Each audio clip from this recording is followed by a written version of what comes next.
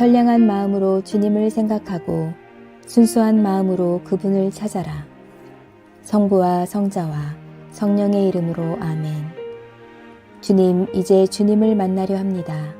당신의 말씀을 들려주시고 당신의 말씀을 보여주시고 당신의 말씀을 만지게 해주십시오. 저를 보시는 주님의 기쁨을 느끼게 해주십시오. 저와의 만남을 기뻐하시는 우리 주 예수 그리스도를 통하여 비나이다. 아멘. 므낫세 역대기하 32장. 이렇게 모든 일을 성심껏 이루어 놓은 다음이었다. 아시리아 왕 사네립이 유다로 쳐들어와서 요새화된 성읍들을 치려고 포진하고는 그 성읍들을 제 손아귀에 넣고 말겠다고 장담하였다. 그러나 사네립이 쳐들어온 것은 예루살렘을 공격하려는데 뜻이 있는 줄 알고 히즈키야는 대신들과 장군을 불러 의논하고 성 밖에 있는 샘들을 메워버리기로 하였다. 왕은 그들의 도움을 받아 많은 사람을 모아들여 샘들을 메워버리고 들판 한가운데를 흐르는 물줄기를 막아버렸다. 그들은 아시리아 왕들이 와서 물을 얼마든지 마시도록 내버려 둘 줄 아느냐 하고 말하였다. 히즈키야는 용기를 내어 허물어진 성곽을 수축하고 망대들을 높이고 성 밖에 또 성을 쌓고 다윗성의 밀로를 수축하였다. 그리고 창을 많이 만들고 방패들도 만들었다. 이어서 군대를 지휘할 전투 사령관들을 임명한 다음 군대를 성문 광장에 불러 모으고 격려해 주었다. 마음을 든든히 먹고 용기를 내어라. 아시리아 왕이 대군을 끌고 온다고 하여도 그 앞에서 두려워 떨지 말아라. 그의 편이 되어줄 힘보다는 우리 편이 되어줄 힘이 더 크다. 그에게는 무력이 있을 뿐이지만 우리에게는 우리 하느님 야훼께서 함께 계시어 우리를 도와 우리의 싸움을 싸워주신다. 사람들은 유다왕 히즈키야의 말을 듣고 안심하였다. 그 후에 아시리아 왕 사네립은 전군을 거느리고 라기스를 공격하면서 부하들을 예루살렘으로 보내어 유다왕 히즈키야와 예루살렘에 있는 온 유다인들에게 다음과 같은 말을 전하였다. 아시리아 왕 사네립이 하는 말이다. 예루살렘은 독 안에 든 쥐다. 너희는 무엇을 믿고 그 속에서 버티느냐? 히즈키야는 야훼 너희 하느님이 너희를 아시리아 왕의 손아귀에서 건져주리라고 하지만 그 말에 속지 말아라. 그 말을 믿다가는 굶주리고 목말라 죽을 것이다. 유다인들과 예루살렘 시민들에게 한 제단에서만 제물을 살라 바치며 그 앞에서만 예배를 드리라고 하며 산당들과 제단들을 헐어버린 것이 바로 히즈키야가 아니더냐. 나와 나의 선친들이 온 세상 뭇 백성을 어떻게 했는지 너희는 모르느냐. 세상에 어떤 민족의 신이 제 나라를 내 손에서 건져내었느냐.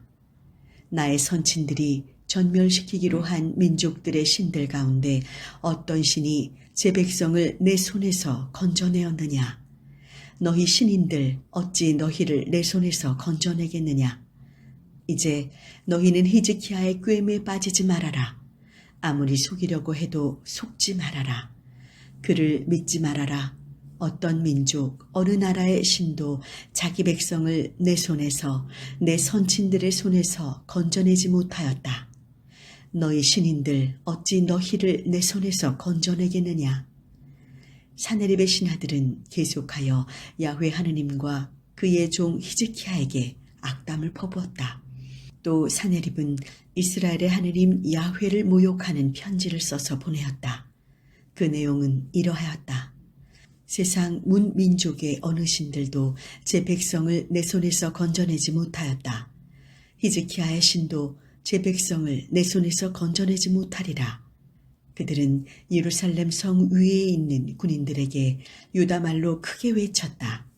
간담이 서늘하게 겁을 주어 성을 공략할 속셈이었던 것이다. 그들은 세상 뭇 민족이 손으로 만들어 놓고 섬기는 신들을 욕하듯이 예루살렘의 하느님을 욕하였다. 이런 일을 당하게 되자 히즈키야 왕은 아모스의 아들 예언자 이사야와 함께 기도하였다. 하늘을 우러러보고 울부짖었다.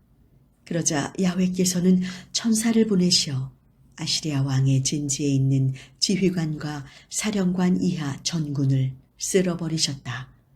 아시리아 왕은 부끄러워 얼굴도 들지 못하고 돌아가 자기 신전에 들어갔다가 거기에서 친자식들의 칼에 맞아 죽고 말았다.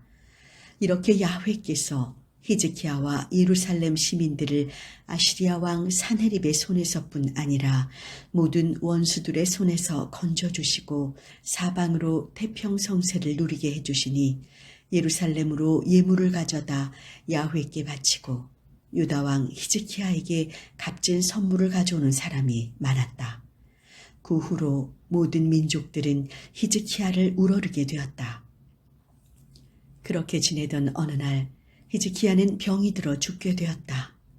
그래서 야훼께 빌자 야훼께서는 기도를 들으시고 고쳐주겠다는 말씀을 내리셨다. 그러나 히즈키야는 건방진 생각이 들어있던 터이라 그 은덕에 보답하지 않았다.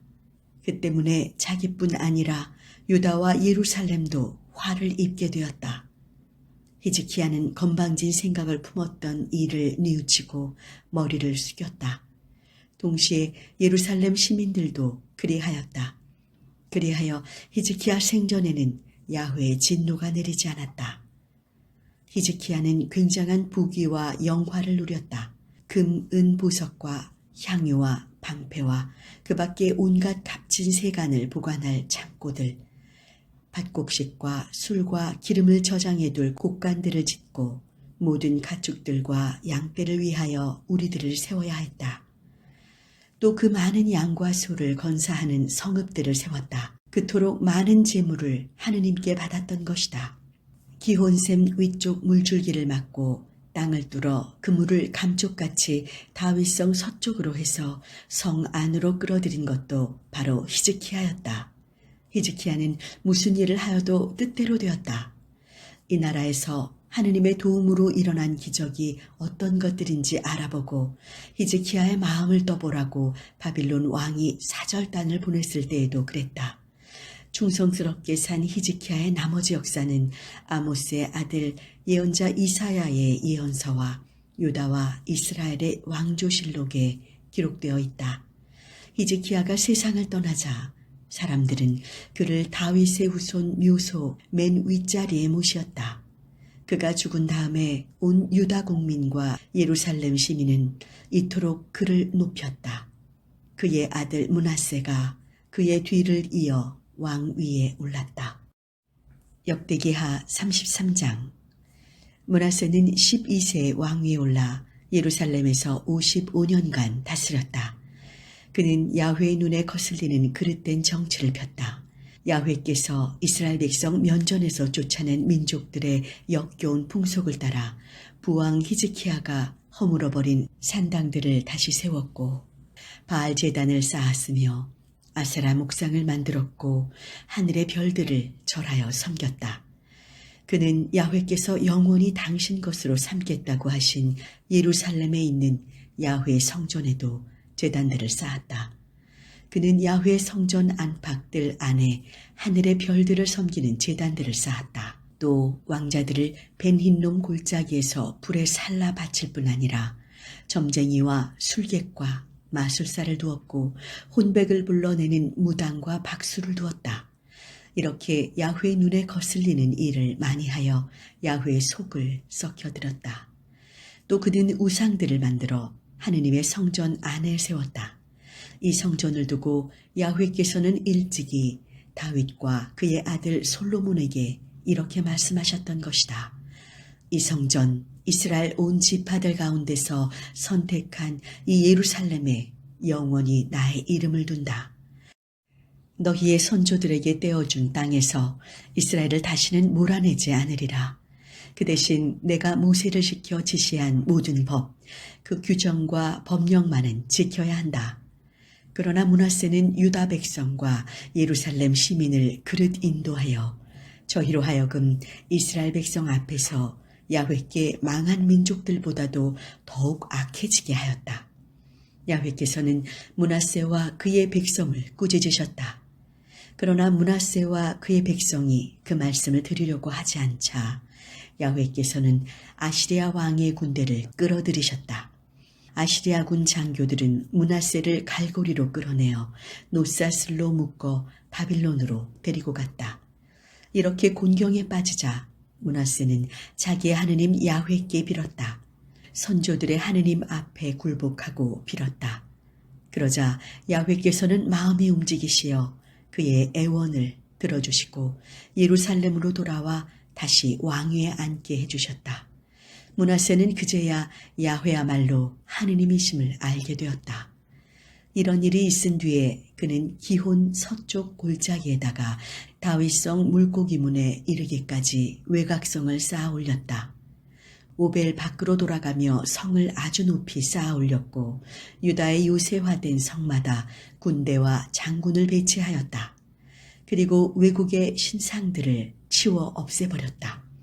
야훼 성전에 있던 우상을 떼어내고 야훼 성전 언덕과 그 밖에 예루살렘에 세웠던 제단들을 허물어 성 밖에 내다버렸으며 야훼 제단을 세운 다음 그 위에다 친교 제물과 감사 제물을 바치고 이스라엘의 하느님 야훼를 예배하라고 유다인들에게 일렀다. 그러나 백성은 저희 하느님 야훼께 바친다고 하면서도 계속 산당에서 제사를 드렸다. 므낫세의 나머지 역사와 그의 하느님 야훼께 드린 기도와 선견자들이 이스라엘의 하느님 야훼의 이름으로 말한 내용은 이스라엘 왕조실록에 모두 기록되어 있다. 또 그가 기도를 올려 하느님의 마음이 움직이셨던 일, 하느님께 굴복하기 전에 하느님께 반역하며 어떤 못할 짓을 하였는지, 어디에 산당들을 세우고 아세라 목상 등 우상들을 세웠는지 그 모든 일이 선견자들의 역사서에 기록되어 있다. 므낫세는 세상을 떠나 자기 궁궐의 정원에 묻혔으며 그의 아들 아몬이 뒤를 이어 왕위에 올랐다. 아몬은 22세의 왕위에 올라 예루살렘에서 2년간 다스렸다. 그는 부왕 므낫세의 본을 따라 야훼의 눈에 거슬리는 일을 하였다. 아몬은 부왕 므낫세가 만든 우상들 앞에 제물을 바치며 그 우상들을 섬겼다.